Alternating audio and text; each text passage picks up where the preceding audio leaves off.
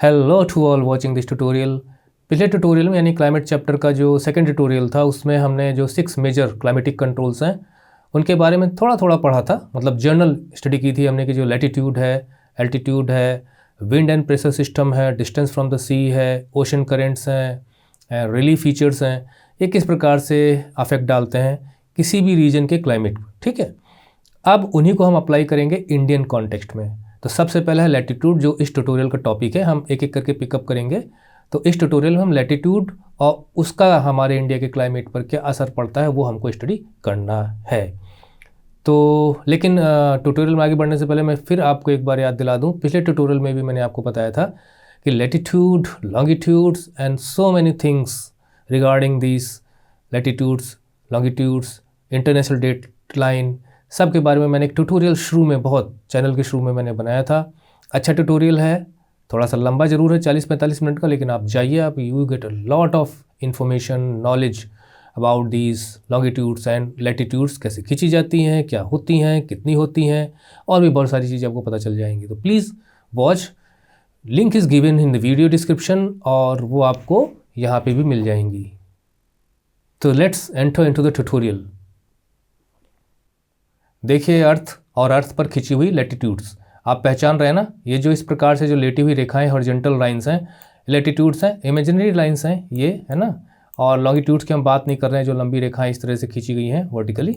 और अर्थ कर्व्ड है, और कर्व्ड होने की वजह से, कर्वेचर होने की वजह से अर्थ का जो सन रेज है वो बराबर हर जगह नहीं पहुँचती। यानी यहाँ पे इक्वेटर के आसपास, ये इक्वेटर है आपकी, ये ट्रॉपिक ऑफ कैंसर है, ये ट्रॉपिक ऑफ कैप्रिकॉर्न है। ठीक है, ये जो 3 मेजर रेखाएं, ये ट्रॉपिक ऑफ कैंसर, इक्वेटर, ये ट्रॉपिक ऑफ कैप्रिकॉर्न। तो सन रेज बराबर नहीं मिलती, यहाँ पर बराबर पड़ेंगी लगभग जो इक्वेटर के आसपास, फिर यहाँ पे जाते जाते इंसोलेशन सन का कम होता चला जाता है, मतलब पृथ्वी पर बराबर रिसीव नहीं होता, जिसकी वजह से जब हम इक्वेटर से ऊपर की तरफ जाते हैं, पोल की तरफ, ये पोल हो गया आपका, तो जो टेम्परेचर है वो कम होता चला जाता है, और पृथ्वी इस तरह से बराबर घूमती रहती है, घूमती रहती है, घूमती रहती है। और टिल्ट होने की वजह से पृथ्वी में जो है ना वो टिल्ट है, मतलब वो अपनी एक्सिस पर और ऑर्बिटल प्लेन पे झुकी हुई है, तो घूमने की वजह से डिफरेंट पार्ट सन के सामने आता रहता है, और वहाँ पर सन की एनर्जी मिलती रहती है, सोलर एनर्जी मिलती रहती है, वहाँ दिन रहता है, बाकी में रात रहता है। और कर्वेचर होने की वजह से सन रेज का insolation, sun energy, heat energy, thermal energy, solar energy बराबर हर लैटिट्यूड्स पर नहीं पहुंचती है। एक डायग्राम हम और ले लेते हैं। देखिए, है ना, ये सन है, और सन के चारों तरफ पृथ्वी घूमती रहती है। सन तो मूव नहीं करता पृथ्वी के चारों तरफ, और जो कि पृथ्वी झुकी हुई है अपने एक्सिस पर भी, ऑर्बिटल प्लेन पर भी, टिल्ट है इसका, तो इसकी वजह से सन का इंसोलेशन एक जैसा हर जगह नहीं मिलता, यहाँ पर अच्छा खासा मिलता है। तो जब इंसोलेशन सेम नहीं मिलेगा, मतलब नॉट सेम इंसोलेशन, ठीक है, मतलब सोलर एनर्जी हर जगह नहीं मिलती, जिसकी वजह से हमें टेम्परेचर भी हर जगह सेम नहीं मिलता, टेम्परेचर में भी हमें डिफरेंस देखने को मिलता है। तो जैसे जैसे हम इसके लिए एक डायग्राम और ले लेते हैं। वैसे यहाँ पर 2 सिचुएशन दी गई हैं, क्या बता सकते हैं दोनों सिचुएशंस क्या हैं? देखिए, दिसंबर है, 29 दिसंबर को मैं बना रहा हूँ, यहाँ पे आप 22 दिसंबर भी ले सकते हैं। दिसंबर में रातें बड़ी होती हैं, सबसे बड़ी रात 22 दिसंबर 21 दिसंबर को मानी जाती है, नदर्न हेमिस्फीयर की हम बात करें तो, क्योंकि सदर्न हेमिस्फीयर पे तो इसका उल्टा होता है। और जून 21, जी हाँ, सबसे बड़ा दिन, सबसे बड़ी रात, सबसे बड़ा दिन तो सबसे छोटी रात, और सबसे बड़ी रात तो सबसे छोटा दिन। इनके लिए एक टर्म यूज़ किया जाता है, आपका असाइनमेंट है, आप ढूंढिए इनको क्या कहा जाता है। ठीक है, ये देखिए डायग्राम भी आप देख लीजिए, ये है इक्वेटर, ठीक, जो कि इंसोलेशन बराबर नहीं मिलता, that is why as we move towards poles this way and this way also ना, ये जो इक्वेटर है ये पृथ्वी को 2 बराबर भागों में बांटती है। ये आपका पार्ट हो गया पूरा का पूरा नदर्न हेमिस्फीयर, ये पूरा का पूरा पार्ट हो गया आपका सदर्न हेमिस्फीयर। और जैसे जैसे हम लैटिट्यूड्स पे मूव करते चले जाएंगे, टेम्परेचर गिरता चला जाएगा। जब टेम्परेचर गिरेगा तो प्रेशर में भी डिफरेंस देखने को मिलेगा, हालांकि वो उसके लिए तो अलग ट्यूटोरियल बनना ही बनना है, उसको छोड़ते हैं। बट टेम्परेचर डिफरेंस होने के कारण जो डिफरेंट प्लेसेस हैं, जिन जिन लैटिट्यूड्स पे हैं, उन लैटिट्यूड्स पे जिस प्रकार का टेम्परेचर होगा उस प्रकार से वहाँ की क्लाइमेट पर भी असर पड़ेगा, टेम्परेचर से डिफरेंस और प्रेशर में डिफरेंस आता है, फिर विंड सिस्टम भी एक्टिव हो जाता है, तो कई चीज़ें एक दूसरे से रिलेटेड हैं। ओके, तो ये आप देख लीजिए डिफरेंट डिफरेंट जो मेन लैटिट्यूड्स उनके नाम भी लिखे गए हैं, है ना। यहाँ पे आर्कटिक, यहाँ पे अंटार्कटिक सर्किल भी है, जैसे बना हुआ है 90 डिग्री इधर, 90 डिग्री इधर। और ट्यूटोरियल जो मैंने आपको बताया हुआ है, अगर आप लैटिट्यूड लॉन्गिट्यूड का ट्यूटोरियल देखेंगे, जो इसका लिंक वीडियो डिस्क्रिप्शन में, तो बहुत सी चीज़ें आपको क्लियर हो जाएंगी। तो अब चलते हैं, देखते हैं बुक में क्या दिया गया है। देखिए, वीडियो ट्यूटोरियल से आपको समझने की कोशिश करनी है, ठीक है, और किस टॉपिक पर आपको क्या लिखना है, कैसे लिखना है, क्या पॉइंट्स बनाने हैं, उसके लिए हम आपको नोट्स प्रोवाइड करते हैं। But first of all try to understand different concepts of the chapter. The tropic of cancer passes to the middle of the country. Tropic of cancer Bharat के मिडिल से गुजरती है, मतलब बीचों बीच से गुजरती है, ठीक। कहाँ से गुजरती है? रन ऑफ कच्छ, यानी गुजरात से लेके, गुजरात कहाँ है? पश्चिम में है, और उसके बाद मिजोरम तक ईस्ट में मिजोरम, वो अभी हम देखेंगे। Almost half of the country, जो कि भारत के बीचों बीच से गुजरती है। Lying south of the tropic of cancer, मान लीजिए ट्रॉपिक ऑफ कैंसर है, ठीक है, और भारत के बीचों बीच से गुजर रही है, तो इसके ऊपर का हिस्सा नॉर्थ हो जाएगा, इसके नीचे का हिस्सा साउथ, मतलब कैंसर का नॉर्दर्न पार्ट, कैंसर का सदर्न पार्ट इंडिया के कॉन्टेक्स्ट में, ठीक है। Lying south of the tropic of cancer belongs to the tropical area. ये वाला हिस्सा जो है आपका ऊपर वाला, ये सब ट्रॉपिकल है, belongs to the tropical area. All the remaining area north of the tropic lies in the subtropics, और इसके नीचे वाला हो जाएगा ट्रॉपिकल एरिया, ठीक है। तो therefore India's climate has characteristics of both tropical as well as subtropical climate. Tropic of cancer Bharat के बीचों बीच से गुजरती है। कैंसर का उत्तरी भाग सब ट्रॉपिकल, दक्षिणी भाग ट्रॉपिकल एरिया, यानी कि ट्रॉपिकल क्लाइमेट। तो इंडिया की कैसी क्लाइमेट है? ट्रॉपिकल भी है, सब ट्रॉपिकल भी है। सब ट्रॉपिकल का मतलब टेम्परेट क्लाइमेट भी देखने को मिलती है, क्योंकि इंडिया सब ट्रॉपिकल और टेम्परेट रीजन में भी पड़ता है। आइए फिर से एक मैप देखते हैं। देखिए किस प्रकार से इस ग्लोब में, हालांकि पूरा वर्ल्ड का मैप नहीं दिया गया, लेकिन फिर भी आप देख सकते हैं कि ये इक्वेटर है और इस इक्वेटर से इंडिया दूर है, मतलब इस इक्वेटर के नॉर्थ में, यानी नदर्न हेमिस्फीयर में, और दूर है। और किस प्रकार से ट्रॉपिक ऑफ कैंसर लगभग भारत के बीचों बीच से गुजरती है। देखिए, ये है ट्रॉपिक ऑफ कैंसर जो भारत के बीचों बीच से गुजर रही है। ज़रा बता सकते हैं कि किन राज्यों से होकर गुजरती है, किन स्टेट से होकर गुजरती है? चलिए हम काउंट करते हैं। वैसे तो आपको पता ही होगा, 1, ठीक है, मतलब ये हो गया, गुजरात हो गया, फिर राजस्थान हो गया, फिर मध्य प्रदेश हो गया, 3, फिर ये 4, फिर ये 5, फिर ये 6, उसके बाद फिर यहाँ पे त्रिपुरा हो गया, और यहाँ पे 8। तो 8 स्टेट्स से होकर ट्रॉपिक ऑफ कैंसर गुजरती है, और ये भारत को लगभग बीचों बीच में गुजरती है। तो आधा भारत इधर, आधा भारत इधर।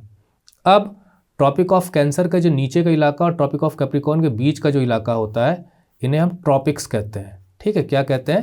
ट्रॉपिकल रीजन कहते हैं, टॉरिड जोन भी कहते हैं, ट्रॉपिक्स भी कहते हैं हम इनको, क्योंकि ये इन दो ट्रॉपिक्स के बीच में होती हैं। तो नीचे वाला हिस्सा इंडिया का तो हो जाएगा ट्रॉपिकल एरिया, लेकिन इसके ऊपर टेम्परेट रीजन शुरू होता है। लेकिन टेम्परेट रीजन में भी जो यहाँ से लगभग 35 या आप 35 के आसपास 40 तक आप मान सकते हो कि सब ट्रॉपिकल एरिया कहलाता है। टेम्परेट रीजन का सब ट्रॉपिकल एरिया, यानी 66.5 डिग्री तक आज जो है टेम्परेट रीजन होता है। तो 23.5 डिग्री से लेके और 35 डिग्री तक आप मानते हैं सब ट्रॉपिक्स का। तो इंडिया जो है सब ट्रॉपिक्स के पार भी जाता है। अभी हम देखेंगे कहाँ कहाँ किन किन लैटिट्यूडनल एक्सटेंट पे फैला हुआ है। तो इसलिए नीचे वाला हिस्सा हो जाएगा ट्रॉपिकल क्लाइमेट का, और ऊपर वाला हिस्सा हो जाएगा सब ट्रॉपिकल क्लाइमेट का। So India has characteristics of both the climates, tropical as well as subtropical. जो ट्रॉपिकल क्लाइमेट होगी हॉट एंड ह्यूमिड होगी, यहाँ पर जो कि वाटर बॉडी नहीं है, यहाँ पे कॉन्टिनेंटलिटी, यानी विंटर और समर में एक्सट्रीम टेम्परेचर्स आपको देखने को मिलेंगे।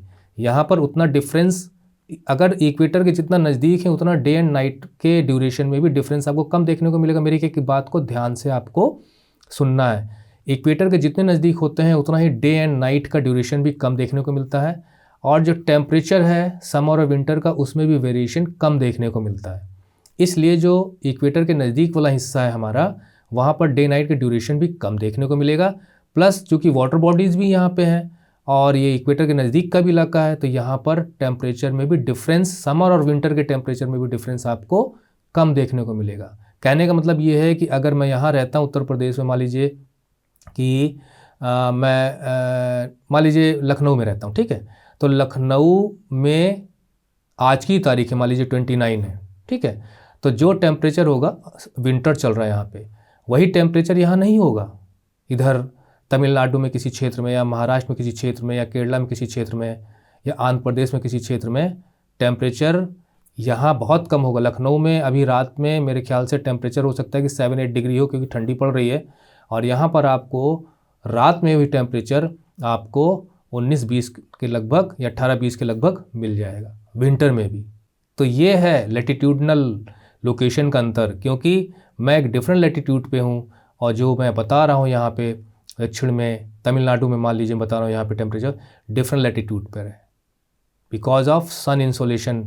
तो ये सारी चीज़ें लैटिट्यूडनल एक्सटेंट की वजह से होती हैं। तो भारत किन किन लैटिट्यूड्स पे फैला हुआ है ये हमको पता होना चाहिए, ठीक है।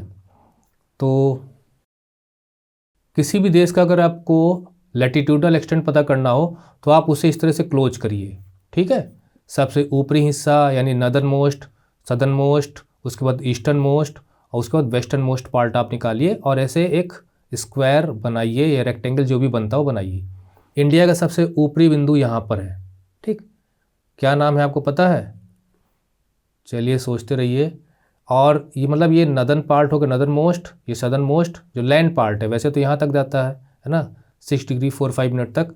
और ये हो गया आपका ईस्टर्न मोस्ट हिमाचल प्रदेश में, और गुजरात में ये हो गया हमारा वेस्टर्न मोस्ट। तो इंडिया को अगर हम बंद करना चाहें इस प्रकार से, तो ऐसे करके हम बंद कर सकते हैं जो हमारा लैंड फ्रंटियर है, जो हमारा लैंड पार्ट, ठीक। तो यहाँ से लेके यहाँ तक, ठीक है, ये हो जाएगा आपका नॉर्थ और साउथ एक्सटेंट, और यहाँ से लेके यहाँ तक ये हो जाएगा हमारा वेस्ट टू ईस्ट एक्सटेंट। तो इंडिया तो वैसे नदर्न हेमिस्फीयर में है, क्योंकि ये जो इक्वेटर है इसके ऊपर वाला हिस्सा पूरा नदर्न हेमिस्फीयर है, सदर्न हेमिस्फीयर, तो इंडिया नदर्न हेमिस्फीयर में है। और नदर्न हेमिस्फीयर में होने की वजह से इनके साथ जो भी आप लगाओगे नॉर्थ साउथ, तो आप नॉर्थ हिल एन ही लगाओगे, मतलब चाहे नदर्न या सदर्न एक्सटेंशन दिखाना हो, चाहे आपको वेस्टर्न एक्सटेंशन दिखाना हो, आपको एन लगाओगे साथ में, ठीक। तो ये है आपका यहाँ से 8 डिग्री 4 मिनट, देखिए यहाँ पे जो डिग्रीज दी गई हैं 8 डिग्री 4 मिनट से लेके, और यहाँ पे 37 डिग्री 6 मिनट नॉर्थ, ये हो गया ऐसे एक्सटेंशन, ठीक है। ऐसे अगर हम जाते हैं, मतलब इस कोने से इस कोने तक जाते हैं, तो ये जो है आपका ये है 68 डिग्री 7 मिनट पर, और ये जो है ये है 97 डिग्री 25 मिनट पे। इनकी प्लेसेस के लिए एक मैप ये देखिए आप, ठीक है ना, ये इनके एक्सटेंशंस हैं, मतलब ये पॉइंट यहाँ शो किया गया है, ये पॉइंट डिग्री यहाँ पे शो की गई है, यानी जो नदर्न मोस्ट है वो ये है, और सदर्न मोस्ट आपका ये है अगर हम लैंड पार्ट की बात करें, और ये जो है ये इनकी प्लेसेस के नाम है। ये कि नदर्न मोस्ट कौन सा है, सदर्न मोस्ट, वेस्टर्न मोस्ट कौन सा है, और ये ईस्टर्न मोस्ट कौन सा है, यहाँ पे नदर्न मोस्ट कौन सा है, और यहाँ पे सदर्न मोस्ट जो लैंड पार्ट है हमारा उसका टिप कौन सा है, ठीक है। वैसे तो यहाँ पर इंदिरा पॉइंट है जो कि काफ़ी कुछ अब पानी में डूब गया था सुनामी में। तो this is the latitudinal extent of India, ठीक है। डिफरेंस निकालते हैं तो राउंड फिगर में 30 डिग्री पड़ता है, चाहे इधर से इधर जाए चाहे इधर से इधर जाए। तो जिन लैटिट्यूड्स पे इंडिया फैला हुआ है उन लैटिट्यूड्स पे जो टेम्परेचर होगा वो हमको देखने को मिलेगा। निश्चित है कि चूँकि इंडिया इक्वेटर से दूर है, जैसे मैंने यहाँ पे डायग्राम में आपको दिखाया था कि इंडिया इक्वेटर से दूर है, तो इक्वेटर के नज़दीक वाले लैटिट्यूड्स पर टेम्परेचर जैसे जैसे ऊपर यहाँ ज़्यादा होगा, इससे कम यहाँ होगा, इससे कम यहाँ होगा, इससे कम यहाँ होगा, ऐसे लैटिट्यूड्स पर आप चलते चले जाइए तो यहाँ पे जाके आपको बहुत ही ठंड और माइनस में टेम्परेचर देखने को मिलेगा। तो कितनी चीज़ें क्लियर हो गई जो बुक में दी गई थी कि ट्रॉपिक ऑफ कैंसर इंडिया को बीच से मतलब गुजरते हुए भारत को 2 भागों में डिवाइड करता है।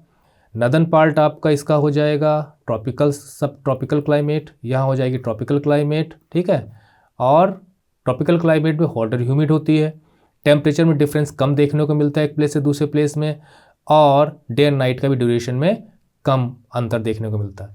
लेकिन जैसे ही हम इधर सब ट्रॉपिकल रीजन में जाएंगे और टेम्परेट रीजन में जाएंगे तो जो टेम्परेचर है समर और विंटर में हमें काफ़ी रेंज डिफरेंस देखने को मिलेगा। मैं आपको एक असाइनमेंट यहाँ भी देता हूँ कि देखिए आगरा, ठीक है, और दार्जिलिंग लगभग दोनों सेम लैटिट्यूड पर हैं। तो बताइए क्या दोनों में सेम टेम्परेचर हमको देखने को मिलेगा? ये आप कमेंट बॉक्स में लिखेंगे मुझे कि लगभग सेम लैटिट्यूड पे के आसपास होने के बावजूद क्या यहाँ पर सेम टेम्परेचर में देखने को मिलेगा? ये आप लिखेंगे, क्योंकि अगला हमारा जो टॉपिक है वो एल्टीट्यूड का होगा। तो मेरे ख्याल से पूरा का पूरा आपको क्लियर हो गया, जो बुक में लिखा गया था ये भी क्लियर हो गया होगा, और नोट्स आपको वेबसाइट पे मिल ही जाएंगे। अगला हमारा टॉपिक होगा एल्टीट्यूड का। अगर कोई क्वेश्चन आपके मन में फिर भी हो तो आप ज़रूर क्वेरी में लिखिए, कमेंट बॉक्स में लिखिए, हमारे टेलीग्राम ग्रुप में डालिए। जो आपको हेल्प चाहिए वो मैं आपको हेल्प प्रोवाइड करूँगा, ओके।